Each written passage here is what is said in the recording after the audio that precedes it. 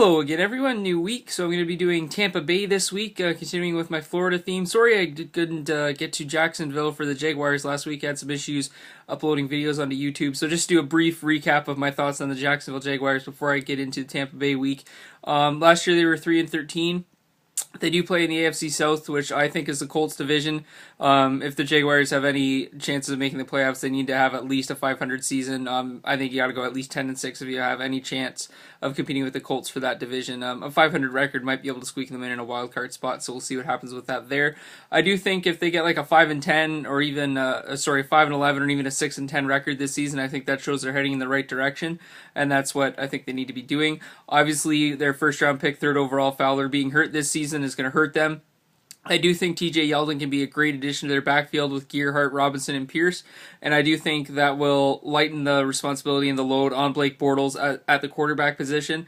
Last year, Bortles had 11 touchdowns and 17 picks, which you want to flip those numbers bare minimum this upcoming season with him. If you want to have a quarterback that can lead a team to the playoffs and a successful record, those numbers got to be flipped. His completion percentage was also only 59%, so you want to get that up about 5% if you can. And decrease his sack totals. He had 55 sacks last season, so if he's getting sacked 3 to 4 times a game, he's not going to have the opportunities to stay on his feet to get those passes out, make all the reads he needs to his receivers. He can run the ball. He did have 420 rush yards past season, so he can move out of the backfield, so he doesn't have to be a pocket passer. But if he's getting sacked 3 to 4 times a game, he's not going to have a very high completion percentage. He's going to have a lot of picks because he's going to have to get the ball out too quickly before a play can fully develop. Looking at his receivers, bringing in Julius Thomas at the tight end position is going to be huge for him. He's coming from a winning environment with the Broncos.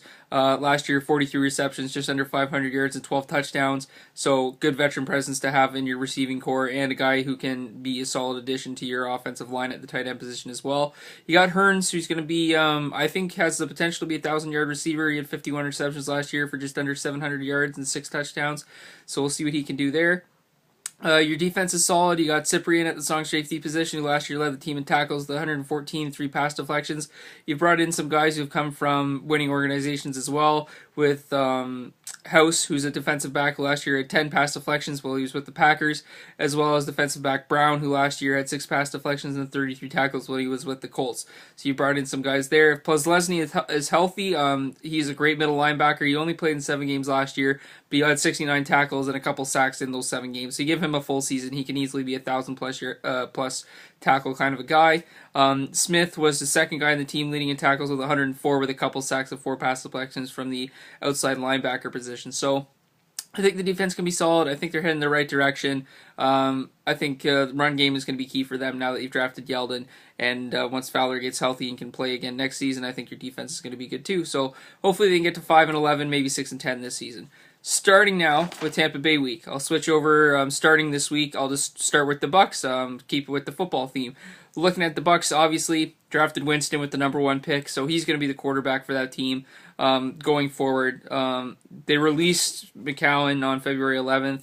Glennon last year had 5 starts, but he had horrible numbers. He only had 57.6 completion percentage, 10 touchdowns, 6 picks, so that's okay there. But he was sacked 16 times, so again, 3 sacks a game. It's not something you want to have your quarterback dealing with. So I definitely think that Winston is going to be the quarterback going forward. They also brought in a new offensive coordinator in Dirk Koetter, so the two of them are obviously going to be like brothers. Essentially, they're going to be on the same page. They got to be on the same page. They got to be working together because now you got a first-year quarterback, rookie quarterback, number 1 pick, brand new offensive coordinator. There is a marriage made right there that can take a team forward as long as they can get on the same page.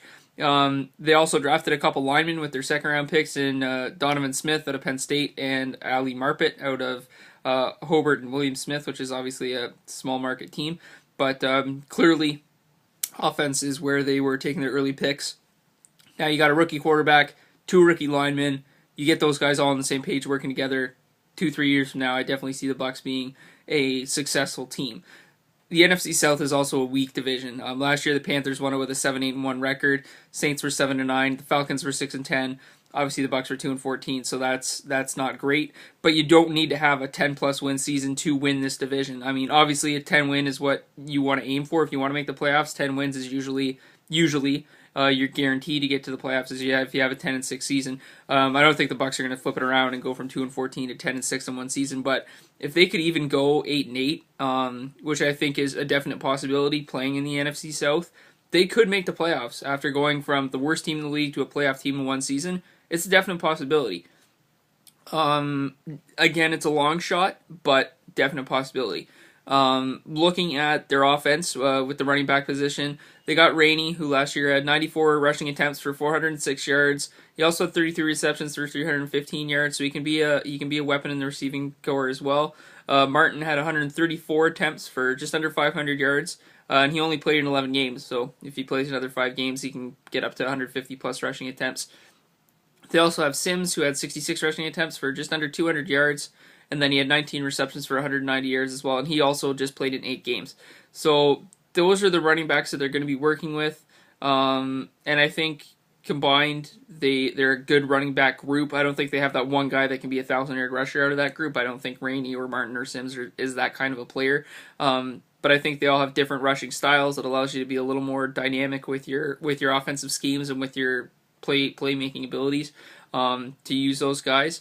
And then when you look at the receiving core, they got Evans, who was a 1,000-plus receiver last year with 68 receptions and 12 touchdowns. They also have Murphy, who had 31 receptions for 380 yards last year with a couple touchdowns. Also, he just played in 11 games, so give him a full season. We'll see what happens there. They still got Vincent Jackson, who was another 1,000-plus yard receiver last year with 70 receptions and a couple touchdowns. Good veteran guy. Then when you look at the tight end position, they got Myers, who just had 22 receptions, 190 yards, but he can be a weapon on the offense as well. And then they got Sefrin Jenkins, who had 21 receptions for 220 yards, and that was also just 9 games. So a lot of these guys didn't play full seasons. They played half seasons or maybe 2/3 of a season kind of thing. So get these guys playing full seasons, and we'll see what happens. Again, it's going to take time for Winston to develop chemistry with these guys so that they're all on the same page. But that's what the preseason, that's what the offseason is for, is so that you get on the same page with these guys. And I think he can do that. I think these guys are going to be good weapons for him. You got a good veteran in Vincent Jackson there. Evans is still a young player that you can grow with Winston. They also drafted a couple receivers with their late round picks in Kenny Bell and Kalen Clay, both out of Nebraska and Utah respectively. So they have a chance to crack the roster. Again, it might almost be easier. I'll use the word easier, even if it's not the right one, for them to crack the roster because you got a rookie quarterback, rookie receivers. You let them start learning and building chemistry now, even though these guys are 5th, 6th round picks at the receiver positions. If they have abilities that can bring production to your roster, then you bring them in as receivers, because most teams have 6, 7, maybe 8 receivers out there because your packages are going to be different. You have to keep the defense on their heels, so that's why you're going to put in different groups and different alignments and stuff. So if these guys can crack the roster, you let them learn from Winston. You're both rookies. You both learn and grow together. 3-4 years, you have a combination where Kenny Bell and Kalen Clay could be 1,000-yard receivers. Working with Winston in Tampa. Vincent Jackson is older, so he'll be retiring soon. Evans, I think, can be a guy that can lead this team in the receiving corps as well. But those young guys got a chance to crack the roster if they can show that they can bring something to the team. Looking at the defensive side of the ball, talk about the guys they brought in first. They have brought in defensive end Melton, who played with Dallas last year, who had a 5-sack season. They also brought in defensive end Johnson, who's coming from Detroit, who had a 6-sack season last year while he was with Detroit. They also brought in defensive back Swearinger, who played with Houston last year, who had 6 pass deflections and a couple picks and 73 tackles. So they brought in guys, again, who have come from quality teams, not so much with the Texans, but with the Cowboys and the Lions on the defensive line there with Melton and with Johnson. They've brought in guys that have come from winning atmospheres, come from successful teams, and that's what you need for teams that struggle, is guys who know what success tastes like and knows what playoff tastes like, because they're going to bring these other guys up and get them that drive to get to the playoffs and have a successful season. Looking at their linebacking core, you got David and Lansana. Again, if I pronounce names wrong, I apologize. In the outside linebacker position, David last year had 146 tackles with 4 pass deflections and a sack for them. And then Lansana had 82 combined tackles with 8 pass deflections and then 3 picks. So those are obviously guys when they got 4 pass deflections, 8 pass deflections, they can cover some ground in the middle of the field, and that's key. Their other linebacker, Carter, he had 68 combined tackles with, again, 8 pass deflections and 5 picks in just 13 games, so if he plays a full season, we'll see what happens with him there.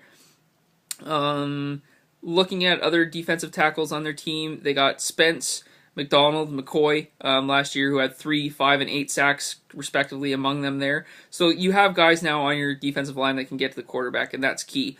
Finishing off with the defensive looking at your strong safeties, you got Wright and you got McDougald, who both had 8 pass deflections between the two of them. Wright just played in 12 games, so again, maybe full season for him. We'll see what he can do. They also brought in Moore, who played with Dallas last year, who had 12 pass deflections, so another great guy to bring into your backfield who come from a successful team. And then you have Banks and Johnson at the cornerback position, who combined had 13 pass deflections with 5 picks. So they got players here who could take this team in the right direction going forward. Playing the NFC South is going to be important and key for their success. I think that's a great opportunity for them there. Good luck to the Bucs this upcoming season. Thank you again for listening. You can follow me on Twitter at GHAM614. Continuing tomorrow with a look at the Devil Rays. Bye-bye.